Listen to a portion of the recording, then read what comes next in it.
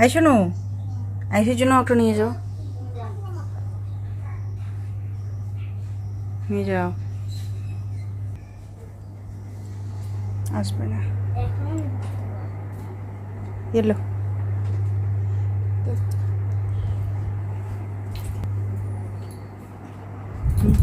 তোমারটা খাবি? শোনো তুই আরো। আহা, এই গরমে প্রাণটা যেন জুড়িয়ে গেল এক গ্লাস শরবতে।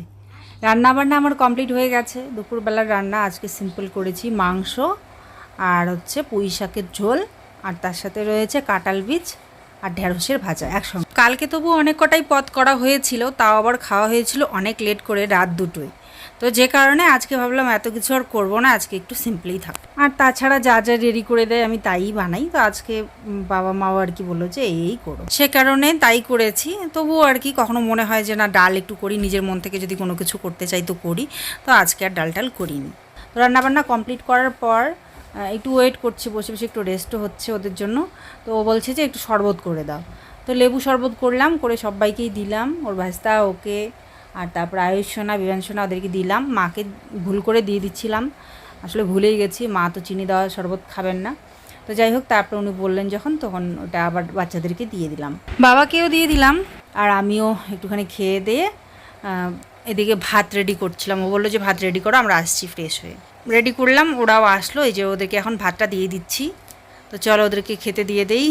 গরম পড়েছে বন্ধুরা, বলার মতো না, প্রচণ্ড গরম পড়েছে। সোনু পাপা তো এই যে জামা কাপড় জামা রাখতেই পারে না, আর পুরো শরীরে ওর ট্যান পড়ে যাচ্ছে।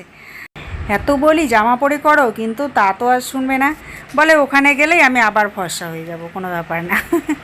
আর তাছাড়া এখন তো আর কি, তাই না, এখন বিয়ে হয়ে গেছে, যে যার সঙ্গে সংসার করছে সে পছন্দ করলেই যথেষ্ট। কি ঠিক বললাম তো?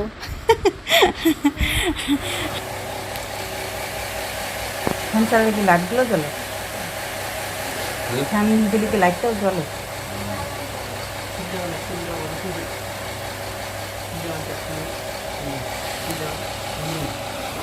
ভালো লাগবে?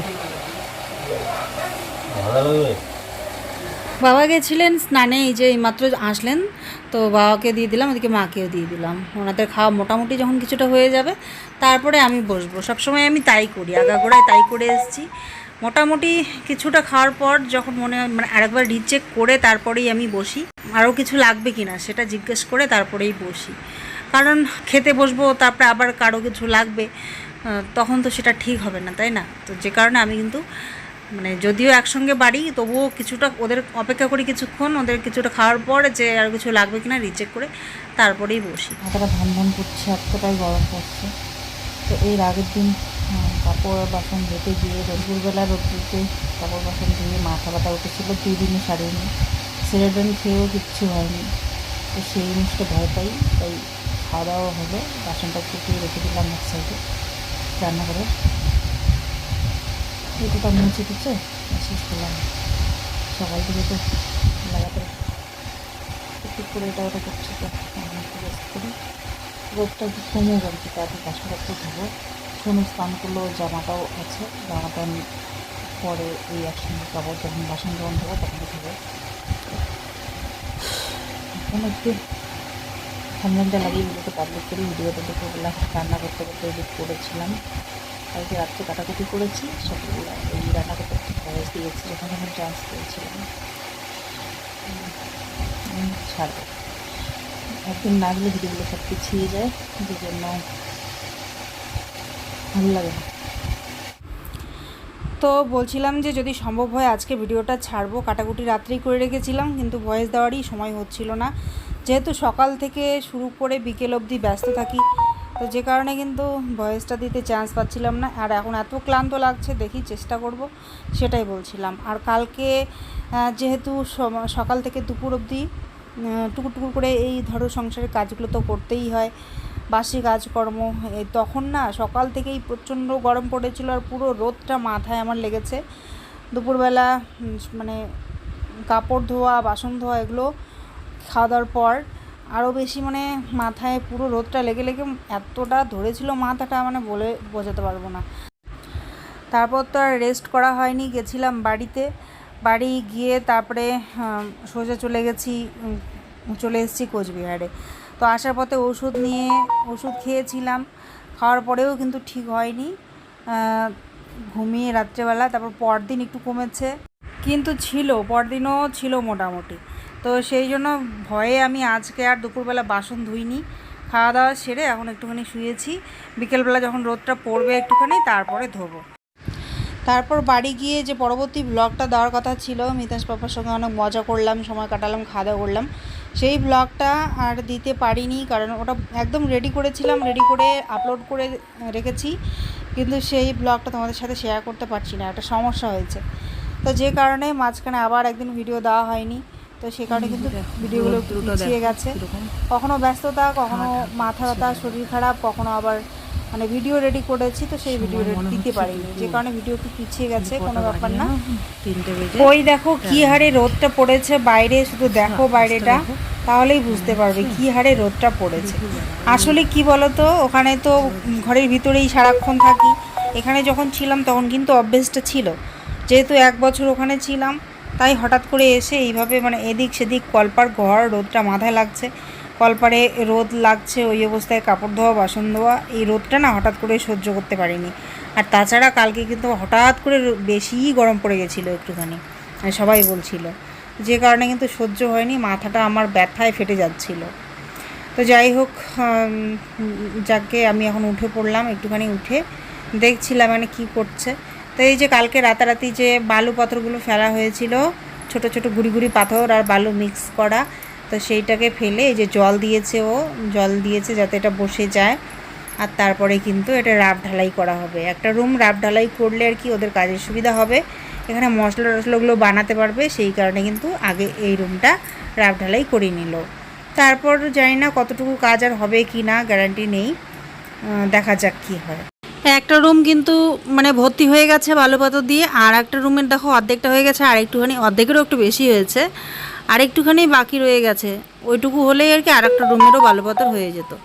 তো যাকগে, হয়নি, কোনো ব্যাপার না, সেটা পরে নিয়ে আসবে, এখন এই মুহূর্তে আর মনে হয় আনবে না, ওই ভিটিতে দেওয়ার জন্য আর কি, ছোটো ছোটো পাথর আর বালুর মিশ্রণ, যেটা এখন মনে হয় আর আনবে না। ও টার্গেট হলো একটা রুমই আপাতত রাফ ঢালাই করা।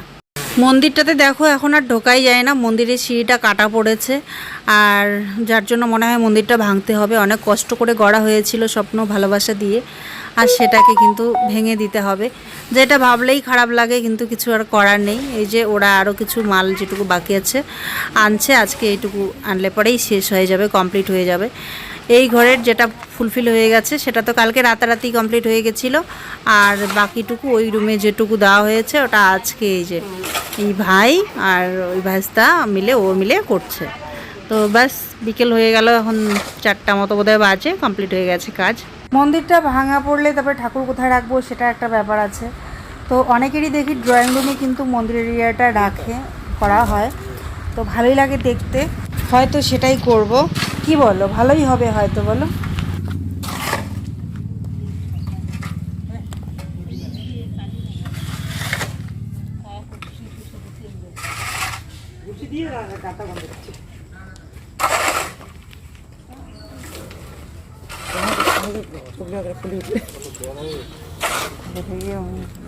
মোবাইলটা কাজ করতাম, মানে করে পারছো না।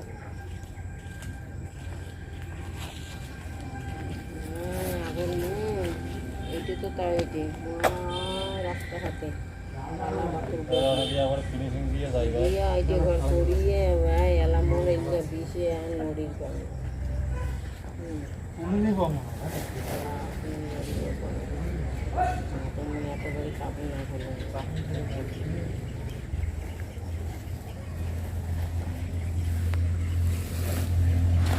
ও না তো জামা পড়েছে, না তো মানে প্রথম দিকে কিছু নিয়ে করছিল, সোজা কাঁধের মধ্যে নিয়েই যাচ্ছিল, এই করে করে ঘাড়ের অবস্থা শেষ। এখন এই যে একটা গামছা নিয়ে করছে। পরবর্তীতে আমি দেখি ওর কাঁধের অবস্থা খুব খারাপ, মানে ওই জায়গাটাতে একদম ডেথ সেলস হয়ে গেছে, সেলসগুলো ওখানকার খারাপ হয়ে গেছে, কালচে হয়ে গেছে একদম কাঁধটা। তো কি আর বলবো, এক নাগারে সারাদিন এই করছে, থামাথামি নেই, বলছি রেস্ট করে করে করো। যাই হোক, চলো বাড়ি যাওয়া যাক, সন্ধ্যা লেগেই যাচ্ছে। তো এই যে ওর ভাইস্তা, মানে ওর কথাই বলছিলাম, এতটাই ধৈর্য, মানে কি বলবো, যদি ও বলে চল একটু বসি একটু রেস্ট করি, তবু ও থামতে চায় না, বলে চলো আস্তে আস্তে করতে থাকি। এরকম সারাটা দিন এক নাগাড়ে করতে থাকে। মানে কষ্ট তো সবারই হয়, সেটাই বলছিলাম, কষ্ট তো সবার হয়, কিন্তু সেটা সহ্য ক্ষমতাটা ওটা সবার এক ধরনের হয় না, তাই না? তো সহ্য ক্ষমতাটা ওর অনেক আছে, তো সেটাই আমি লক্ষ্য করি।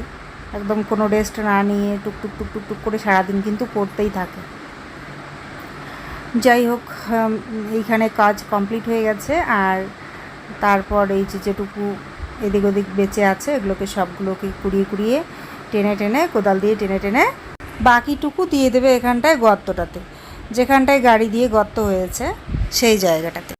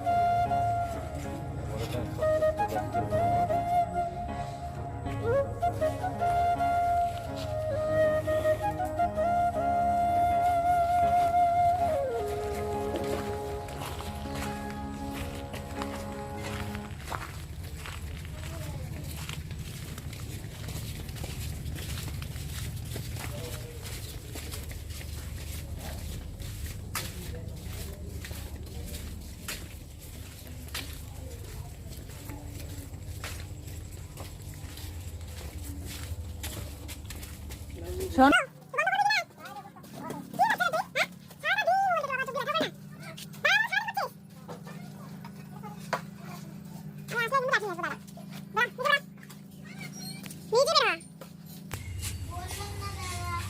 দাঁড়া, সারাদিন দাঁড়াও দাঁড়াও চলছে।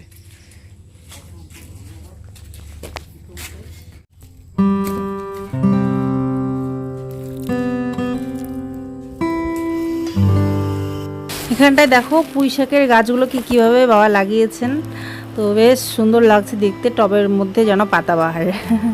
সোনু পাপা আবার বলছে এখান থেকে ও একটা নিয়ে যাবে, শাক খেতে তো ভীষণ ভালোবাসে, তাই শাকের গাছ দেখে ওর মন ভরে গেছে, বলে একটা নিয়ে যাবো। আমি বলি ঠিক আছে, যদি নিয়ে যেতে পারো তাহলে নিয়ে যাবো। সোনুকে আমি একটু বকছিলাম, একটু বাইরে গেছি, ওই সুযোগে আবার মোবাইল পেয়ে গেছে, তো যেই কারণে আর কি আমি ওকে বলছি বের হ তাড়াতাড়ি। তো এখানটায় ঘরের উপর দাঁড়িয়ে দাঁড়িয়ে আমি দেখছিলাম, মানে ঘরটাকে দেখছিলাম আর কি। ছন্দা আমাকে দূর থেকে ডাকছিল, আমি শুনতেই পাচ্ছিলাম না, তারপরে যখন লাস্টে শুনতে পাই তো বলছে এদিকে আসো, গেলাম, হাতে আমাকে এটা ধরিয়ে দিল। আমি ওর কানে এই রিংগুলো দেখেছিলাম, বলছিলাম যে বেশ সুন্দর লাগছে, এটা কি শোনা? বলছে না কেনা। তা আমি বলছি বেশ ভালো লাগছে, এরকম কানের সঙ্গে একদম সেট হয়ে যাওয়া রিংগুলো আমার খুব ভালো লাগে। তো ওই বলে আমি চলে এসেছি, আমাকে পরে আবার দেখো ডেকে এটা আমাকে গিফট করলো, বললো আমি দুজোড়া কিনেছিলাম, একজোড়া আমি পড়েছি, একজোড়া ছিল ঘরে, নাও। দেখো এইগুলো কিন্তু আমার কাছে গিফট নয়, এইগুলো আমার কাছে অনেক অনেক মূল্যবান ভালোবাসা। এই যে ও মনে করেছে আমার কাছে একটা এক্সট্রা আছে, দিদিকে দিয়ে দেয় এই জোড়া, এই যে ভালোবাসাটা, এটা আমার কাছে অনেক বড় পাওনা।